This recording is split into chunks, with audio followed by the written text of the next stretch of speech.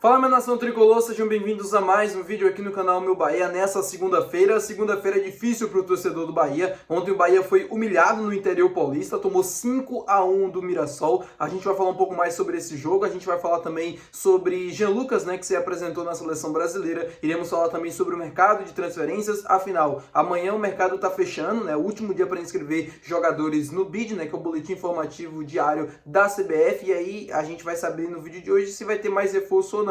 Vou explicar para vocês um pouco mais como foi a janela do Bahia, planejamento e tal, esse tipo de coisa. Já conto muito aqui com o teu like para você poder ajudar o canal e também o nome do Esporte Clube Bahia. Conto também com a tua participação aqui nos comentários, deixando a tua opinião sobre os assuntos que a gente vai tratar no vídeo de hoje. Não esquece de se inscrever no nosso canal para você não perder nenhum conteúdo por aqui. Meu nome é José Victor, para quem ainda não me conhece. Eu sou produtor de conteúdo aqui do Meu Bahia e também estudante de jornalismo. E vamos começar esse vídeo para a gente não perder tempo, ainda falando sobre a partida de ontem.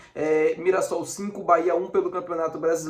É a última partida do Bahia antes dessa data FIFA, e aí depois agora a gente só tem as duas finais de Copa do Nordeste para disputar. O primeiro jogo é quarta-feira contra a equipe do Confiança lá no Batistão em Aracaju, e o jogo da volta no sábado na Arena Fonte Nova, que é o jogo decisivo. A Bamô se pronunciou e emitiu uma nota oficial falando sobre o jogo de ontem, cobrando a diretoria, os atletas, a comissão técnica pela vergonha que foi o jogo de ontem. Eu já comentei com vocês aqui, um vídeo pós-jogo, trouxe a minha opinião sobre o que eu achei que aconteceu, os erros que foram cometidos no jogo.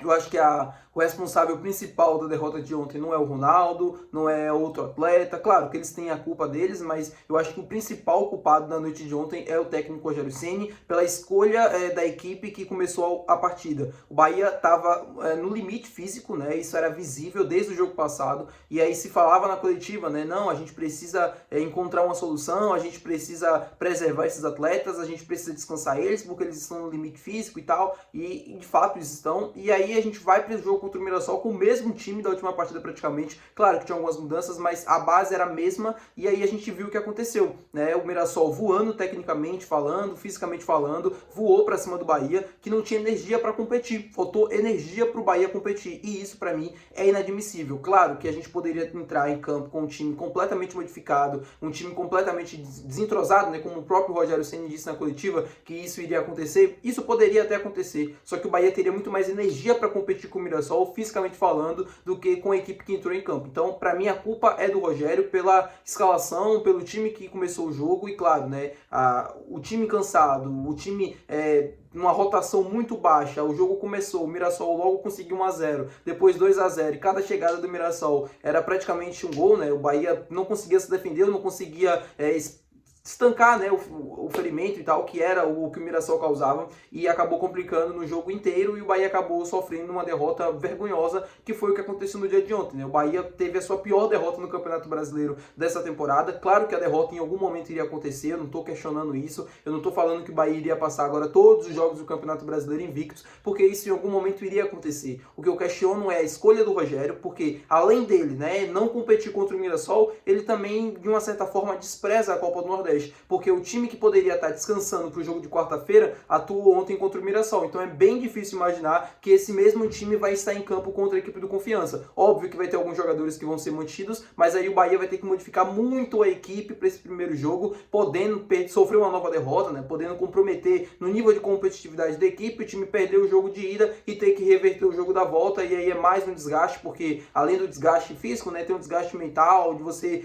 voltar para um segundo jogo, tentar fazer a diferença, não que não seja possível na Fonte Nova, mas a gente já sabe como é que o Confiança deve ir, caso isso aconteça, com um ônibus estacionado na zaga, a gente sabe como é, Eu acompanho esse time do Confiança desde o início do ano, eu sei como é essa equipe, que é uma equipe muito chata de se enfrentar. Mas, enfim, vamos falar agora sobre coisa boa, sobre o Jean Lucas na seleção brasileira. Ele se apresentou hoje lá na Granja Comari, ele jogou ontem, a partida do Bahia contra a equipe do Mirassol, logo depois do jogo já foi para o Rio de Janeiro, já foi para Petrópolis, que é onde fica a Granja Comari, a sede da CBF, e já iniciou os trabalhos por lá com o técnico Carlo Ancelotti. Hoje foi o primeiro dia de atividade, todo mundo, se eu não me engano, já chegou lá na Granja Comari, ou a maior parte dos atletas já estão lá. Lucas Paquetá, Jean Lucas, os outros convocados, o Alisson do Liverpool, o Gabriel Magalhães, enfim, quase Marquinhos, todo mundo está lá. Só que o Jean Lucas não participou da atividade. Por que não participou da atividade? Porque ele jogou no dia de ontem. Então ele fez apenas um treino regenerativo ali ao lado do Lucas Paquetá e também do Samuel Lino do Flamengo, mas ambos devem estar disponíveis, para os próximos treinos, né, próximas atividades ali na CBF nos próximos dias para poder participar do jogo, primeiro contra a equipe do Chile no Maracanã e aí depois o segundo jogo dessa eliminatória contra a equipe da Bolívia fora de casa. Aí eu acho que é mais provável até da gente ver o Jean Lucas em campo, porque é um jogo que vai exigir muito da parte física, né, da seleção brasileira, devem acontecer muitas trocas e acredito que trocas no meio de campo, então é mais provável a gente ver o Jean Lucas participando de um jogo que seja contra a Bolívia do que do jogo contra a equipe do Chile. Não que ele não possa estar em campo contra o Chile, claro que não, claro que pode, na verdade, né, ele tem capacidade, tem qualidade para isso, mas eu não imagino que vai acontecer, porque primeiro pelo time titular, eu acho que ele não deve começar entre os titulares na seleção brasileira, ele pode obviamente surpreender o Ancelotti, né, nesse período de treinos, mas acho difícil ele começar jogando, acho difícil ele entrar no segundo tempo, porque o time deve fazer outras trocas, mas enfim, é a oportunidade que a gente vai poder ter de ver o Jean Lucas treinando, participando das atividades, eu espero que ele consiga participar dos dois jogos, afinal é isso que eu quero que ele represente muito bem o nosso Bahia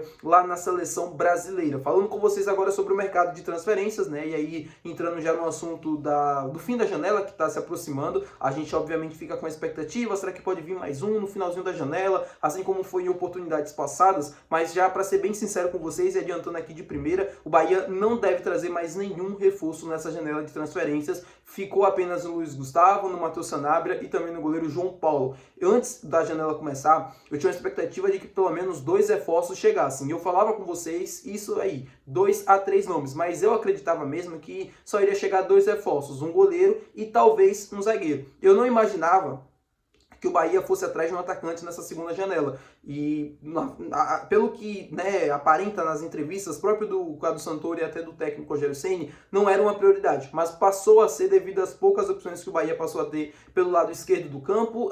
Ficou apenas o Eric Pulga e ele jogando muitos jogos, ele sobrecarregado, o Cauli não consegue render fazendo aquela função, o Michel Araújo passou muito tempo também lesionado e sofre com problemas físicos. Eu acho que é uma opção muito mais para o meio de campo do que propriamente para uma ponta esquerda. Outros atletas também que poderiam fazer essa função não estão disponíveis, então passou a se ter uma urgência, uma necessidade para aquele setor do campo. Então por isso a contratação do Matheus Sanabria, a zaga também da mesma maneira, era uma posição que, se a gente imaginar no início do ano, não deveria ter sido uma prioridade, porque o Bahia tinha Rezende, tinha Canu, tinha Gabriel Xavier e tinha o David Duarte, só que com a lesão, e tinha o Fred também da base, né, que sempre estava participando dos treinamentos e estava agradando a comissão do técnico Rogério Ceni, mas aí teve a lesão do próprio Fred recentemente, teve a lesão do Canu, o Santiago Mingo praticamente jogando ali no lado esquerdo sozinho durante a temporada inteira, porque o Rezende também teve muitos problemas físicos, o David Duarte também revezando ali com o Gabriel Xavier, mas o Gabriel Xavier atuando muito pouco nos últimos jogos, e o Bahia praticamente manteve a base, né, com o David Duarte, Santiago Mingo e Gabriel Xavier quando era necessário. Então passou a se ter uma necessidade de contratar mais um zagueiro, e a mesma coisa goleiro, né, o Bahia enfrentando dificuldades desde o ano passado para conseguir encontrar um goleiro de confiança.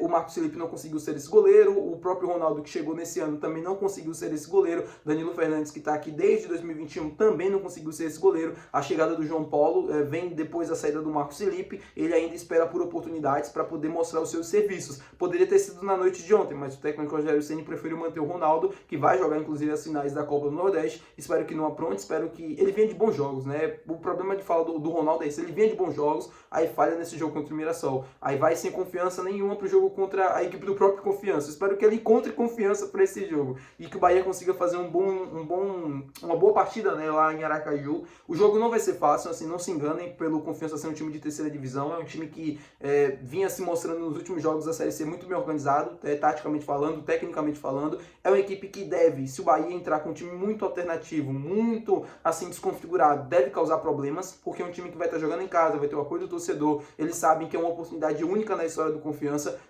além do Itabaiana, que foi o campeão, né, da Copa do Nordeste de 71, se eu não estou enganado. O Confiança é o segundo time sergipano a buscar um título de Copa do Nordeste. Então, assim, pro Confiança é uma oportunidade única na história. Eles sabem que é muito difícil chegar numa final de Copa do Nordeste novamente. Claro que pode acontecer, mas sabe que é muito difícil. Afinal, nunca havia acontecido na história do clube. Então, assim, é jogar vida no primeiro jogo dentro de casa. Se conseguir um bom resultado, botar um ônibus pro jogo da volta para tentar parar o Bahia. É essa armadilha que o Bahia não pode cair. O Bahia precisa, independente do time que tiver em campo contra o Confiança na quarta-feira, precisa competir. E não pode perder o jogo. Não pode perder. Se perder, não estou dizendo que é impossível reverter a vantagem. Afinal, vai estar jogando em casa, numa Fonte Nova lotada, e tudo isso também faz a diferença. E é provável que reverta a vantagem, porém, se torna muito mais difícil pelo antijogo que a equipe sergipana deve promover na Fonte Nova, muito parecido, por exemplo, com o que aconteceu em 2018 contra o Sampaio Corrêa, quando todo mundo esperava que o Bahia fosse campeão, o Bahia com muitos problemas, assim, dentro do campo, não conseguia ter tanto foco, concentração, e o time do Sampaio Corrêa ali fazendo antijogo, o jogo terminou 0-0, terminou empatado, e o Bahia acabou perdendo aquela decisão dentro de casa. Espero que não aconteça a mesma coisa também contra o Confiança, eu acho que não, espero que não, mas enfim, devido aos problemas que o Bahia vem enfrentando, eu não duvido de mais nada. Então é isso, meu povo, espero que vocês tenham gostado do vídeo de hoje. Se você gostou, não esquece de deixar o gostei, que é muito importante, não esquece de se inscrever no nosso canal. Até o próximo vídeo, valeu, tchau!